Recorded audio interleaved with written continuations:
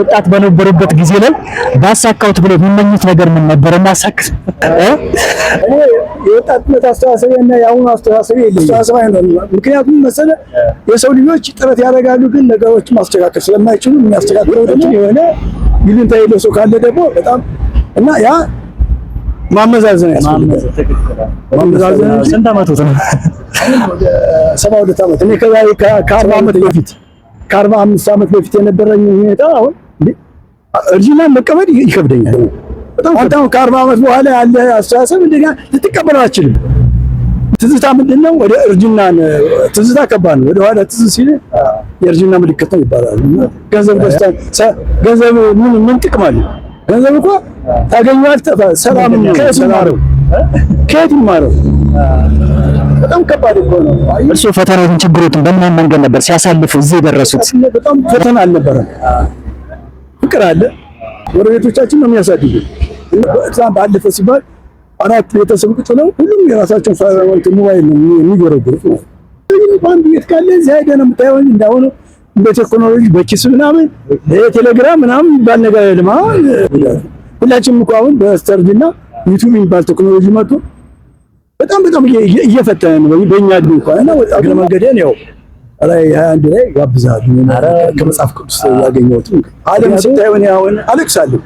የሱዳን የእርስ በርስ ጦርነት እንታየው የውላ ጦርነት እና የሰው ሳይሆን ያ የትንቢቱ ፍጻሜ ነው። እንግዲህ መፈጸም ስለ ያምላክ ቃል የሆነው መጽሐፍ ቅዱስ እንዲያቅ ደስ ይላል። የመጨረሻ የሚሉት ነገር ይሄ ነው። አሁን የሆነ ፋዘር ጠይቄ ነበረ ከላይ ከመገናኛ እስከዚህ ድረስ እንከራተት ነበር።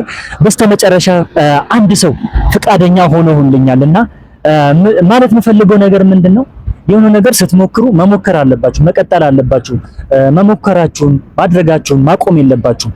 አንዴ ባይሳካ፣ ሁለቴ ባይሳካ፣ ሶስቴ ባይሳካ በአራተኛው እንኳን ይሳካል፣ በሶስተኛው ባይሳካ ማለት ነውና እኔ ከዚች አጭር ቪዲዮ ከዚህ ቪዲዮ የተማርኩት ይሄን ነው። የጀመራችሁትን ነገር ማቆም የለባችሁም። ዝም ብላችሁ መቀጠል ያለባችሁ። ይሳካል ጋይስ። ዩቲዩብ አዲስ ህግ እያወጣ ነው። ከዛ በፊት ሞኔታይዝድ መደረግ አለብኝ። ከዛ በኋላ ግን በጣም ነው ከባድ የሚሆነው ማለት ነው ጋይሶች። 8000 የእይታ ሰዓት ያስፈልጋልና ሰብስክራይበሩም ከ1000 በላይ ነው የሚያስፈልገው እና እስቲ ከዛ በፊት ሰብስክራይብ ሞኔታይዝ እንድደረግ ሰብስክራይብ አድርጉ ጋይሶች፣ ሰብስክራይብ አድርጉ ፕሊዝ። ቀጥታ ወደ ቪዲዮ። ሰላም ነው አባት፣ እንዴት ነው አለ አሸናፊ ከኖክ ዩቲዩብ ቻናል የመጣሁትና የተለያዩ ሰዎችን የህይወት ልምዳቸውን ጠይቃለሁ ለወጣቱ ስለሚጠቅም እና ፈቃደኛ ከሆኑ 3 ደቂቃ ላናግሩት። ለወጣቱ ስለሚጠቅም ነው። ለወጣቱ ያ እርሱ ወጣት በነበሩበት ጊዜ ላይ ባሳካውት ብለው የሚመኙት ነገር ምን ነበር? እናሳክ የወጣትነት አስተሳሰቤና የአሁኑ አስተሳሰቤ ይለያል። የአሁኑ አስተሳሰቤ ምን መሰለህ? አሁን የመጽሐፍ ቅዱስ ተማሪ ከድሮ ከነበረው አስተሳሰብ ተለውጧል ማለት ነው። ከዚህ በፊት እንዴት መንፈሳዊነት ላይ ጠንካራ አልነበሩ ማለት ነው? ከጊዜ በኋላ ነው ወደ መንፈሳዊነት የገቡት። ቅዱስን መርምሩ የሚለው መጽሐፍ ቅዱስ አሁን መጽሐፍ ቅዱስ በመመርመር ይሉት ግን እንደዚህ ያለ ሐሳብ እና ምክንያቱም አሁን ያለ ያ ተስፋም ብለን የምንለው መንግስት ስትመጣ የምትለዋን አምላክ መንግስት ሶስት መጣ ችግሮች እንደሚቀረፉ ነው መጽሐፍ ቅዱስ የሚያስተምረው ማለት ነው። አሁን የሚታየው ነገር ከጊዜ ወደ ጊዜ እየተዋዋሰ ያለው ሁኔታ እየተዋዋሰ ነው የሚሄደው አይደል? ስለዚህ ያለው ሁኔታ አሁን ሰዎች ሊያስተካክሉት አይችሉም። ችግሩ አሁን ስኬት ምናምን የሚባል ነገር ያ አስተሳሰብ አይደለም። ምክንያቱም መሰለ የሰው ልጆች ጥረት ያደርጋሉ፣ ግን ነገሮችን ማስተካከል ስለማይችሉ የሚያስተካክለው ደግሞ የአምላክ ልጅ የሆነው ክርስቶስ መንግስት ስትመጣ ብሎ ባስተማረን መሰረት በዚያ መሰረት እሱ ወደ መንግስት የአምላክ መንግስት ስትመጣ ችግሮች ሁሉ ይስተካከላል፣ ስኬቱ ያግኝ ሙሉ ይሆናል የሚል አስተሳሰብ። ብዙዎቻችን አሁን በይሉኝታ ምክንያት ሰዎች ምን ይሉኛል በሚል ሀሳብ በተለይ አበሾች ከህልሞቻችን ወደ ኋላ እንቀራለንና ይሉኝታ እርሶ ጋር ምን አይነት ቦታ አለው? ሁሉም ያው ከኔ ጋር አብሮ ስለሚሄድ ህልም ስኬት ምን የሚባለው ነገር አብሮ ስለማይሄድ ወርግጣ ይሉኝታ አለ በባህላችን ውስጥ አለ እና ደግሞ አንዳንድ ጊዜ ደግሞ ይሉኝታም ጥሩ ነው። ይሉኝታ ደግሞ አንዳንድ ጊዜ ዝም ብሎ አለ ብዙ ደግሞ እንትን የሆነ ይሉኝታ የሌለው ሰው ካለ ደግሞ በጣም እና ያ ማመዛዘን ያስፈልጋል። ማመዛዘን እንጂ ህሊና ቢስም የሚባል ነገር አለ። ህሊና እንደዚህ ያለ ሁኔታ ስለሚኖር እንደዚህ ማድረጉ ጥሩ ነው። ከእድሜ የምናየው ነገር ያን እና ይሄንን መስለው ስንት ዓመቱ ነው? ዩቲዩብ አዲስ ህግ እያወጣ ነው። ከዛ በፊት ሞኔታይዝድ መደረግ አለብኝ። ከዛ በኋላ ግን በጣም ነው ከባድ የሚሆነው ማለት ነው ጋይሶች። 8000 የእይታ ሰዓት ያስፈልጋልና ሰብስክራይበሩም ከ1000 በላይ ነው የሚያስፈልገው እና እስቲ ከዛ በፊት ሰብስክራይብ አድርጉ ጋይሶች፣ ሰብስክራይብ አድርጉ ፕሊዝ። ቀጥታ ወደ ቪዲዮ 72ኛ መቼ ነው ይሻል አይደለ?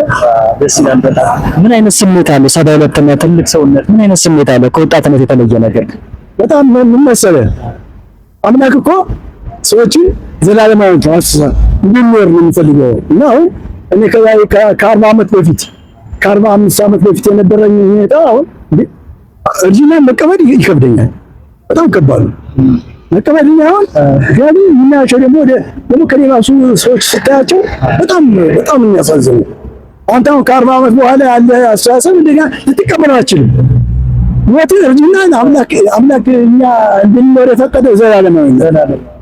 ያ ስለሆነ መቀበል ይከብዳል እና ያው እንደዚያ ነው ማለት የምችለው። በጣም መቀበል የሚከብደው ያለውን አቅም የሰውነት የመሮጥ እሱ አለመቻል ለውጦች ታያለህ።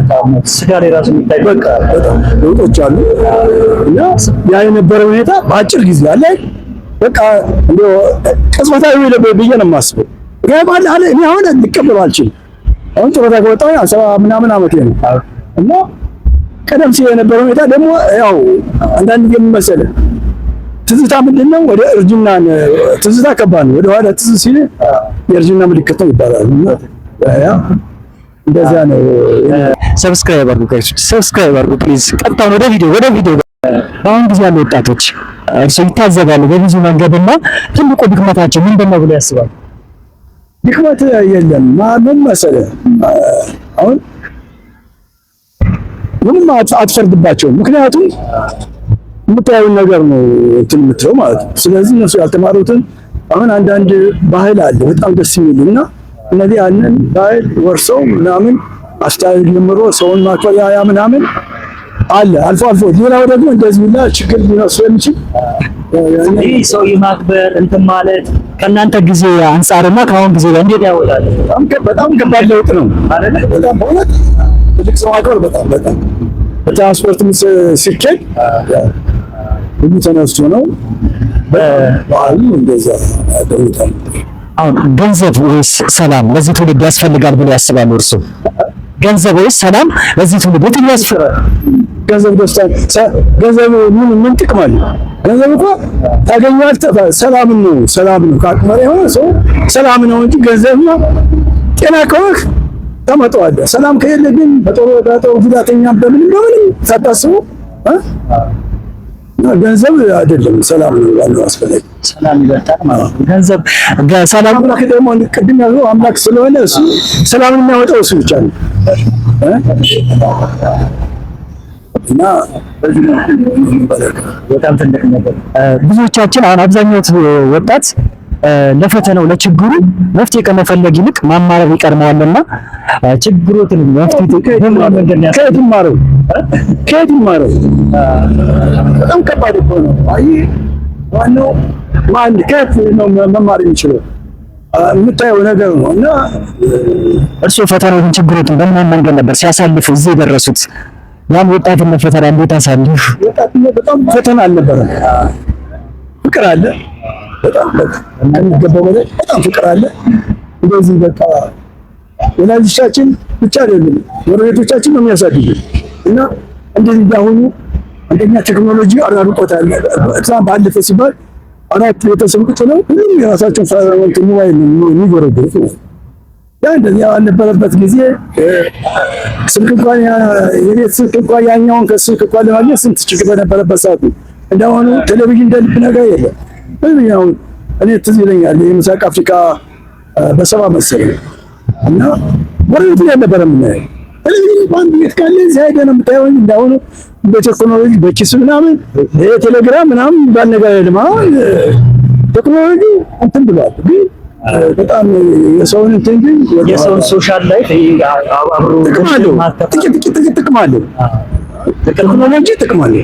ግን አብዛኛው ያው እንዳልከው በጉዳት ሁላችንም እኮ አሁን በስተርጅና ዩቲዩብ የሚባል ቴክኖሎጂ መጥቶ በጣም እየፈተነ ነው በእኛ እድሜ እንኳን እና ወጣቱና በጣም ተፈርደታችሁ ከበለ እና ግን ጥቅም አለው ቴክኖሎጂ አሁን ሰርች ማድረግ ስትፈልግ አምጥቶ ዘርግቶ ያመጣልሃል አይደል?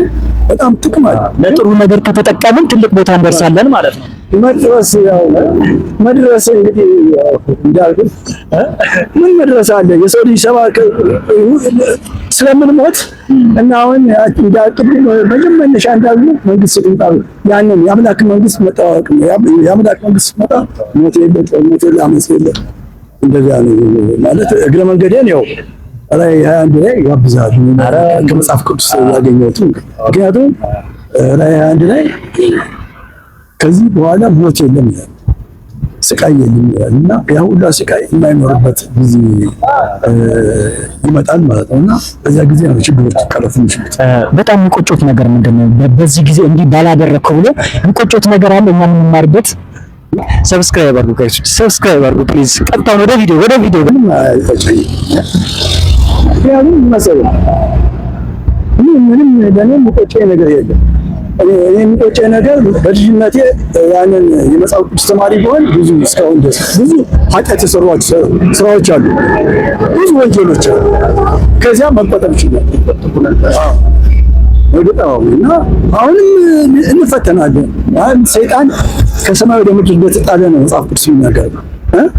አሁን ምድር ላይ ሰማይ ደስ ያላችሁ ምድር ግን ምድር ወይላችሁ። ምክንያቱም ሰይጣን ጥቂት ዘመን በታላቅ ቁጣ ወደ እናንተ ወርዷል እና አሁን የምናየው ዓለም ስታየው እኔ አሁን አለቅሳለሁ።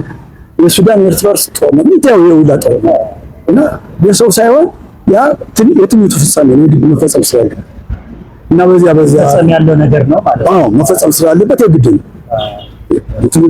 መጨረሻ እንደውም ከአሁን በኋላ ደግሞ መጽሐፍ ቅዱስ እንደሚናገር ታላቅ መከራ እንደሚከሰት ነው። መንግስት ሲመጣ ብላኝ የምጸልያ ጸሎት ስትመጣ ማለት ነው።